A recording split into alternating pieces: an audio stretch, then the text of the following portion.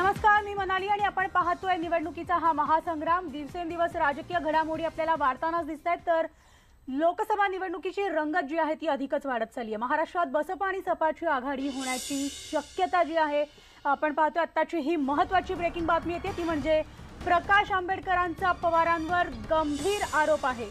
प्रकाश आंबेडकरांनी शरद पवारांवर गंभीर आरोप केलेले आहेत, तर दाऊद सरेंडर करण्यास तयार होता असा गंभीर आरोप प्रकाश आंबेडकरांनी शरद पवारांवर केलेला आहे। 1993च्या मुंबई बॉम्बस्फोट आणि दंगलीचा mastermind Dawood Ibrahim surrender करण्यासाठी तयार होता। जेठमलानी यांनी पवारांकडे प्रस्तावही या संदर्भातला पाठवलेला होता असा प्रकाश आंबेडकरांनी आरोप केलेला आहे, पण पवारांनी या प्रस्तावाकडे दुर्लक्ष केलंय असा गंभीर आरोप प्रकाश आंबेडकर यांनी केलाय। नेमकं त्यांनी काय म्हटलंय पाहूया।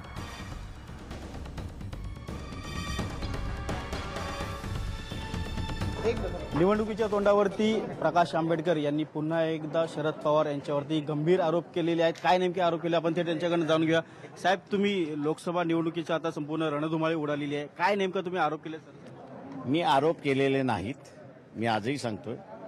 मी एवढंच म्हणतोय की 1993च्या ब्लास्ट नंतर राम जेठमलानींनी असं एक रिव्हिलेशन केलं होतं। त्यांनी एक माहिती दिली होती की दाऊद इब्राहिम जो आहे तो सरेंडर व्हायला मागतोय, इथल्या कायद्यापुढे हजर राहायला मागतोय, जेल झाली तरी जेल भोगायला तयार आहे। त्याचं एवढंच फक्त म्हणणं होतं की माझ्यावरती 3rd डिग्री वापरू नये, एवढीच फक्त त्याची मागणी होती। राम जेठमलानी ही मागणी शरद पवारांकडे त्या ठिकाणी देण्यात आली। आम्ही असा एक विचारतोय की शरद पवार त्यावेळेसचे मुख्यमंत्री होते, ही बातमी त्यांनी कोणाकोणाशी शेअर केली आणि कोणाकोणाची कन्सल्ट केलं? पंतप्रधानाशी हे केलं का, कन्सल्ट केलं का? त्याच्याचबरोबर त्यांनी इथल्या इंटेलिजन्स डिपार्टमेंट होतं त्यांच्याशी कन्सल्ट केलंय का? किंवा इथे असणारं डीप स्टेट आहे त्याच्याशी असणारं कन्सल्ट केलंय का?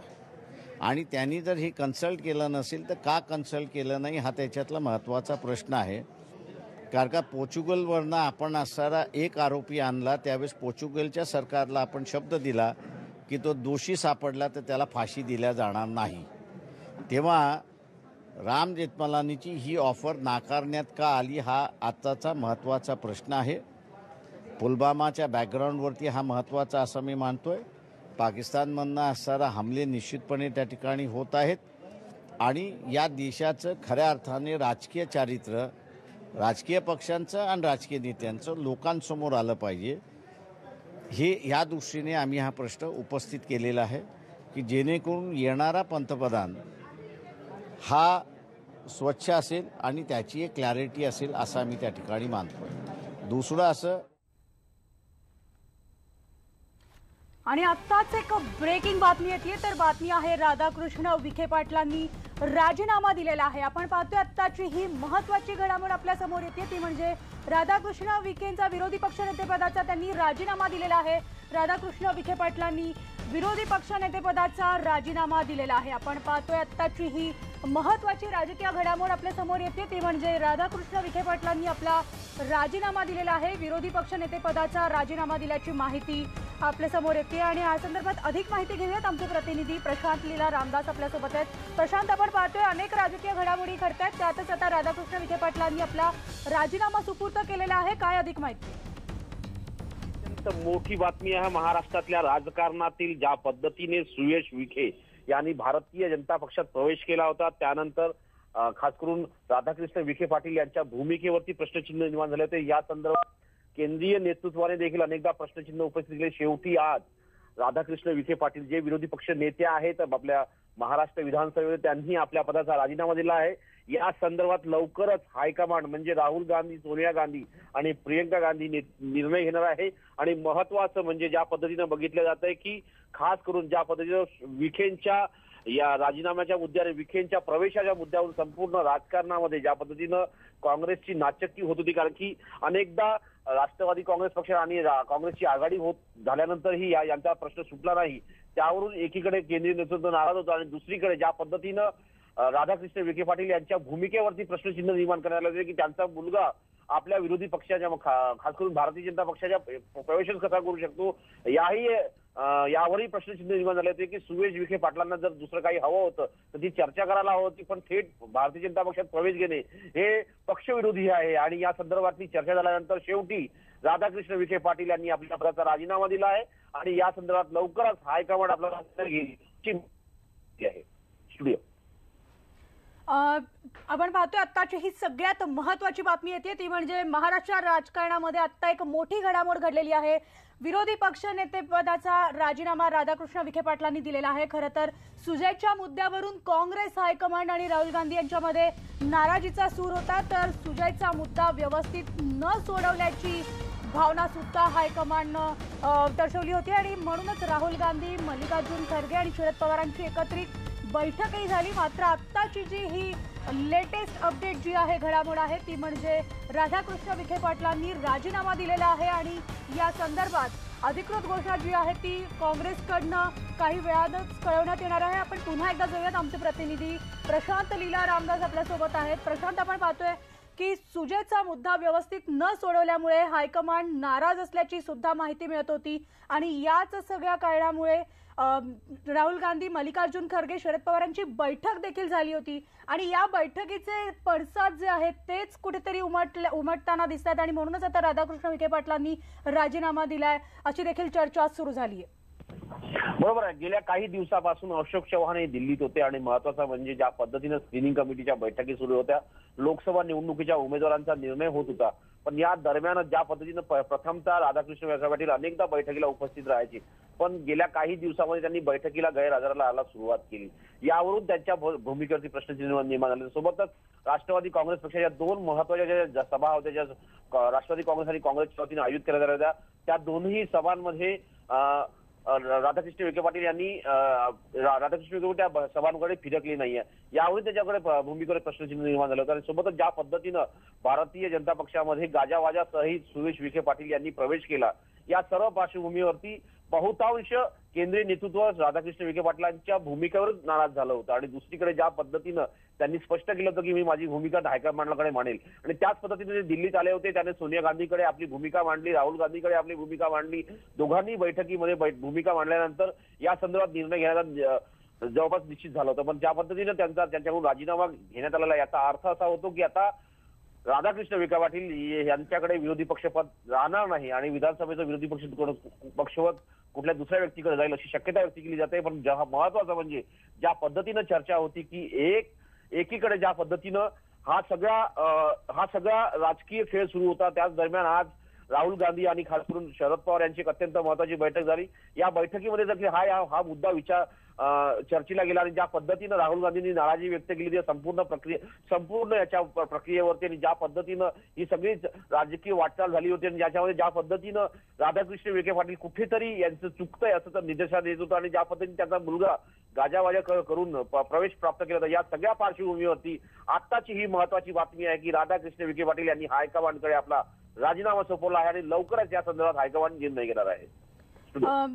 या संदर्भातले सगळे अपडेट्स प्रशांत आपण घेणार आहोत, पण आत्ताची ही महत्वाची बातमी जी आपण पाहतोय ती म्हणजे राधाकृष्ण विखे पाटलांनी पक्षश्रेष्ठींकडे विरोधी पक्षनेतेपदाचा जो राजीनामा दिलेला आहे. एकूणच महाराष्ट्रातलं हे जे काँग्रेस संदर्भातलं जे राजकारण आहे, सुजय पाटलांचा भाजपमधला प्रवेश असेल, हे सगळ्याच्या घडामोडी ज्या महाराष्ट्रात घडलेल्या आहेत या आता नेमक्या कोणाला भोवतील? काँग्रेसकडनं पक्षश्रेष्ठींकडे जो राधाकृष्ण विखे पाटलांनी जो राजीनामा दिलेला आहे विरोधी पक्षनेत्याचा, या सगळ्याचे पडसाद जे आहेत ते कसे उमटतील या संदर्भातले सुद्धा अपडेट्स आपण घेऊयात. आमचे प्रतिनिधी सागर कुलकर्णी आपल्यासोबत आहेत. थेट सागरकडे आपण जाऊयात. सागर, राज्यामध्ये आता महत्वाची घडामोड जी झालेली आहे ती म्हणजे राधाकृष्ण विखे पाटलांचा राजीनामा. पक्षश्रेष्ठींकडे त्यांनी राजीनामा दिल्याचं कळतंय. आज दिल्लीमध्ये CWC येथे मीटिंग सुरू आहे आणि याच दरम्यान लोकसभेचे महत्वाचे उमेदवारांची नावं जाहीर होतील या संदर्भात ही चर्चा आहे.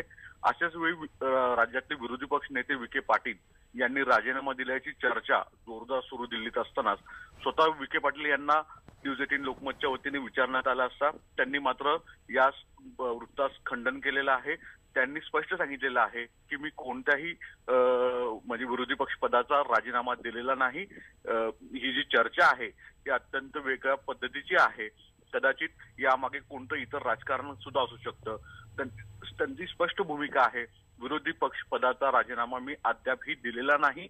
मी 2 दिवस दिल्लीमध्ये ज्या महत्वाच्या बैठका आहेत याला मला निमंत्रण असून देखील मी स्वतः नैतिकतेची भूमिका म्हणून बैठकीला गेलो नाही. राज्यातले प्रदेशाध्यक्ष अशोक चव्हाण आणि विरोधी पक्ष नेते राधाकृष्ण विखे पाटील हे 2 निमंत्रित सदस्य असतात पूर्ण काँग्रेसच्या या बैठकीमध्ये, ज्याच्यामध्ये लोकसभेचे उमेदवार निश्चित केले जातात. पण या बैठकीला जाण्यास विखे पाटील यांनी न जाता एक वेगळे संकेत दिले आहेत असं म्हणू शकतो. पण स्वतःचा राजीनामा दिल्याचा वृत्त मात्र त्यांनी खंडन केलं आहे. सागर, आपण पुन्हा एकदा प्रेक्षकांना ही बातमी सांगूया. एकीकडे दिल्लीवरनच खरं तर चर्चा सुरू झाली, ती म्हणजे राधाकृष्ण विखे पाटलांनी पक्षश्रेष्ठींकडे राजीनामा दिला. मात्र न्यूज 18 लोकमतने जेव्हा राधाकृष्ण विखे पाटलांशी संवाद साधला तेव्हा त्यांनी न्यूज 18 लोकमतला जी माहिती दिलेली आहे त्या माहितीनुसार त्यांनी या बातमीचं खंडन केलेलं आहे. अजून मी माझ्या विरोधी पक्षनेते पदाचा किंवा कोणताही राजीनामा दिलेला नसल्याचं राधाकृष्ण विखे पाटील यांनी म्हटलेलं आहे. आपण पुन्हा एकदा जाऊयात. आमचे प्रतिनिधी सागर कुलकर्णी आपल्यासोबत आहेत. सागर, नेमकं काय म्हणाले न्यूज 18 लोकमतशी बोलताना राधाकृष्ण विखे पाटील?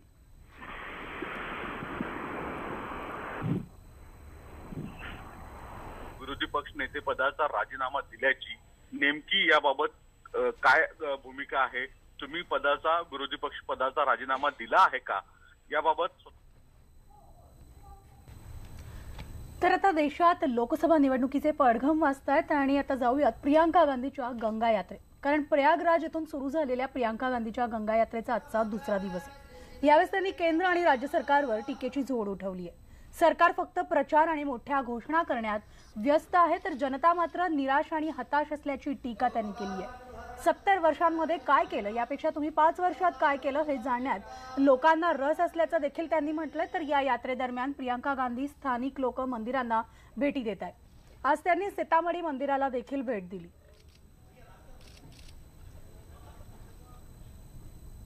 जमीन पे आकर जरा देखें कि क्या स्थिति है. ये रिपोर्ट कार्ड प्रचार ये लगता बहुत अच्छा है, लेकिन जमीन पे कुछ नहीं है. मैं रोज लोगों से मिल रही हूँ. रोज मुझे यही पता चल रहा है कि चाहे किसान हो, नौजवान हो, स्टूडेंट हो, शिक्षा मित्र हो, आंगनवाड़ी, आशा बहू, सब प्रताड़ित हैं. उनको कुछ नहीं मिला. कहीं कहीं ऐलान हुआ है कि 17,000 की आपको वेतन मिलेगा और आज तक नहीं मिला है. 2 सालों से 8,000 पे चल रहे हैं. जहाँ तक इनकी ये 70 साल वाली रट है, इस रट की भी एक्सपायरी डेट है. 5 साल से आप सरकार में रहे हैं. 5 सालों में आपने क्या किया? तर आपण पाहतोय 2019चा महासंग्राम सुरू आहे आणि या निवडणुकीच्या रणधुमाळीमध्ये प्रचारादरम्यान अनेक नेत्यांना मिमिक्री करताना सुद्धा आपण पाहत असतो. आणि त्यात आता आणखी एक नाव ऍड झाले, ते म्हणजे शरद पवार. खरं तर शरद पवार भाषणादरम्यान सहसा कोणाची मिमिक्री करताना दिसत नाहीत आणि त्यांची स्वतःची भाषणाची एक अभ्यासपूर्ण शैली आहे. पण काल नातू पार्थ पवारला लॉन्च करताना आजोबा सुद्धा चांगलेच फॉर्मात आले आणि त्याच नादात साहेबांनी चक्क मोदींचीच मिमिक्री केली आहे. तर कदाचित भुजबळांच्या सहवासाचा हा परिणामही असावा असो. पण पाहूयात आता साहेबांची मोदी स्टाईल मिमिक्री.